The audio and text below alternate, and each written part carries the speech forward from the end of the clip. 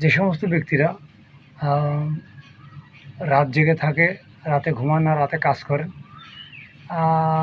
সেই রাত জেগে থাকার কারণে তার আস্তে আস্তে দৃষ্টিশক্তি কমে আসে, চোখে ঘোলা দেখে, এবং এই রাত জেগে থাকার কারণে চোখের পানি শুকাতে থাকে এবং একসময় চোখে ময়লা পড়তে শুরু করে, ওই ময়লাটা আর বেরোতে চায় না।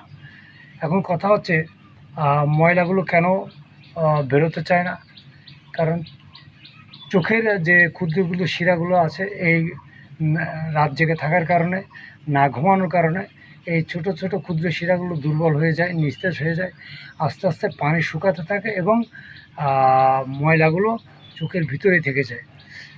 অনেক সময় দেখা যায় অদক্ষ কিছু নামধারী ডাক্তারের কাছে গেলে এরা পরীক্ষা নিরীক্ষা করে যখন তার কোনো রিপোর্ট পান না বা কোনো কিছু দেখাতে পারে না, তখন বলে চোখে ছানি পড়েছে। এবং দুর্বল যে ব্যক্তিগুলো আছে তারা ডাক্তারদের পরামর্শ নেওয়ার পর তারা কী করেন, অপারেশন করেন। এবং অদক্ষ ডাক্তার যারা, তারা অপারেশন করার জন্য সিদ্ধান্ত নেন কিংবা পরামর্শ দেন। সেই সমস্ত ব্যক্তিদের বা যারা অপারেশন করেন বা যে সমস্ত ব্যক্তিদের চোখে ছানি পড়েছে, তাদেরকে আমি একটা কথাই বলবো, এই সমস্ত রোগের কয়েকটি কারণের মধ্যে সেটা হচ্ছে ঘুম। আগে আপনি ঘুমাবেন, প্রচুর পরিমাণে ঘুমাবেন।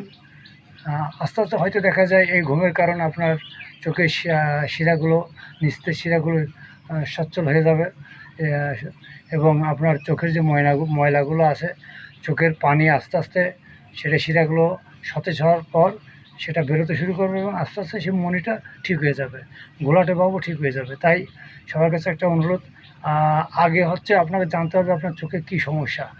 না জেনে না বুঝে অনেক অদক্ষ ডাক্তার যারা টাকার জন্য টাকা খেয়ে অপারেশন করতে চায়, তাদের এ বুদ্ধি পরামর্শ ধরবেন না।